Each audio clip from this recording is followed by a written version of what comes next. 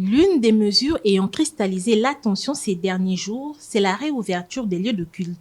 Mais le gouvernement a choisi une réouverture à minima, 30 personnes maximum pour une durée de culte limitée à 1 heure. Les mosquées n'ouvriront que les vendredis, les églises le dimanche. Quant aux offrandes et dîmes, le paiement ne se fera que par paiement électronique ou dans une enveloppe fermée. Les bars et les motels demeurent fermés sur avis du comité scientifique. Toutefois, un guichet sera mis en place à Libreville comme à l'intérieur du pays pour le recensement et l'accompagnement des tenanciers de ces commerces. Tous les restaurants seront autorisés à ouvrir dès le 30 octobre prochain.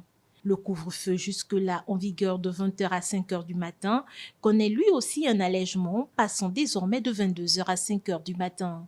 Le regroupement des personnes passe de 10 à 30 individus, mais ce plafond pourrait connaître des exceptions en fonction de la nature du rassemblement, comme les manifestations politiques. Pour les transports en commun, le nombre des passagers à bord des taxis demeure inchangé. 3 personnes pour les petits taxis et 9 pour les taxibus. Les voyages à l'intérieur du pays restent conditionnés par un test de Covid-19 négatif pour 5 000 francs CFA et une validité de 14 jours. Pour les voyageurs en provenance de l'étranger, ils devront passer un test PCR moyennant une somme de 20 000 francs CFA. En cas de résultat positif, le passager est soumis à une quarantaine de 7 jours.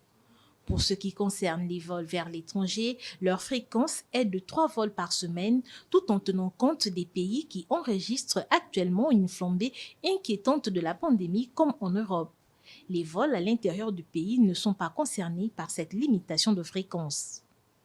Déconfinement, oui, mais le gouvernement a décidé d'y aller prudemment au regard des exemples d'autres pays actuellement en proie à une deuxième vague de contamination, et cela même si le Gabon enregistre une tendance à la baisse du virus depuis 4 mois. C'est pourquoi tout cet allègement reste conditionné par le respect du protocole sanitaire en vigueur, car, comme l'a dit le ministre de la Santé Guy Patrick Obiang, la bataille de la Covid-19 est loin d'être finie.